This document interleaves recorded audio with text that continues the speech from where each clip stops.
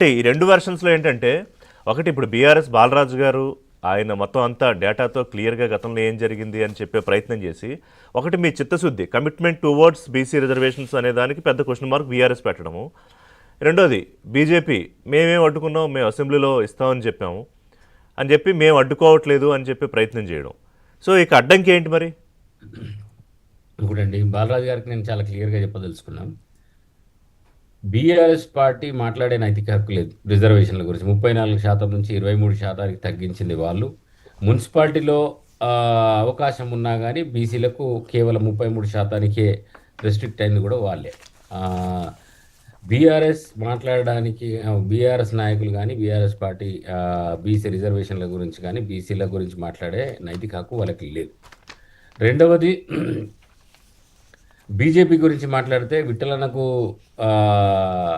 అన్నీ తెలుసు. అందుకే అంటున్నాడు, దీంట్లో టెక్నికాలిటీస్ కానీ లేకపోతే మేము చేసిన దాని గురించి ఆయన మాట్లాడట్లేదు. ఎంతసేపు మంత్రివర్గంలో ఎంతమంది తీసుకున్నారు, మీకు చిత్తశుద్ధి ఉందా అని ప్రశ్నిస్తున్నాడు.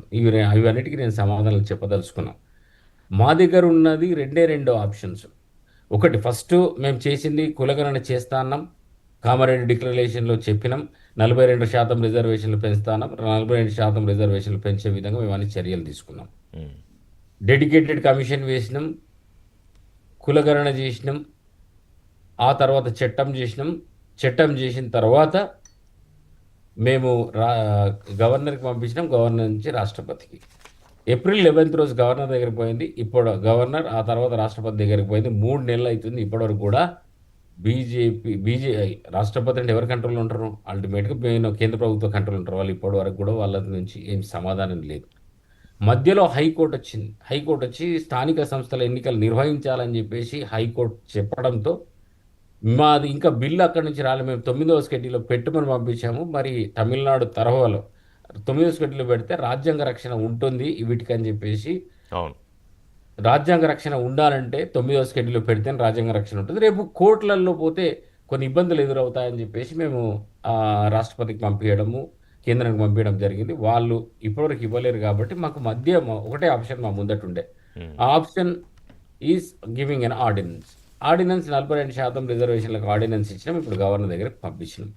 సరే, కేసుల విషయానికి వస్తే వీళ్ళు ఏం మాట్లాడుతున్నారంటే K Krishnamurthy versus union of India కావచ్చు, లేకపోతే Indra Sawhney versus union of India కావచ్చు, స్థానిక సంస్థల గురించి K Krishnamurthy versus union of India గురించి అప్పుడు సుప్రీంకోర్టులో చర్చ జరిగింది.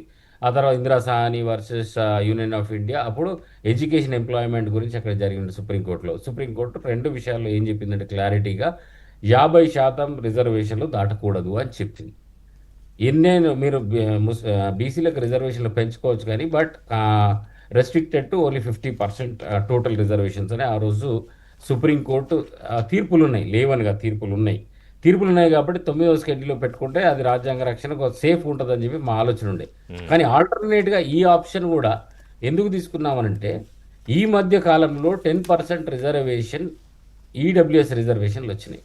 ఈడబ్ల్యూఎస్ రిజర్వేషన్లకు లేని క్యాపు బీసీలకు రిజర్వేషన్లు పెంచితే ఎందుకు కోర్టు వద్దంటదని చెప్పేసి మేము ఈ ఆర్డినెన్స్ పాస్ చేసినాం. రేపు పొద్దున కోర్టులో మా ఆర్గ్యుమెంట్స్ కూడా మంచి పెద్ద లాయర్లతోని, ఒకవేళ అలాంటి పరిస్థితి వస్తే సీనియర్ లాయర్స్ని పెట్టుకొని, సీనియర్ న్యాయవాదులను పెట్టుకొని మేము చిత్తశుద్ధితో కోర్టులో కూడా పోరాటం చేస్తాం.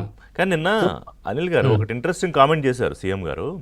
ఎప్పుడైతే కేంద్ర ప్రభుత్వం 2019 జనవరిలో ఈడబ్ల్యూఎస్ రిజర్వేషన్స్ ఇంప్లిమెంటేషన్లోకి తీసుకొచ్చిందో ఆ తర్వాత అసలు ఈ మూల సూత్రమే వర్తించదు అన్నారు. ఇది ఫస్ట్ టైం అనుకుంటా సీఎం గారు, ఇంతకుముందు ఎక్కడ ప్రస్తావించాల ఈ 50% అనేది క్యాప్ అసలు వర్తించదు అన్నారు. రిషి గారు, నేను మాట్లాడేది అదే. 10% అంటే 50% క్యాప్ ఉండకూడదని 3:2 జడ్జిమెంట్ ఉంది. 3:2 బెంచ్ జడ్జి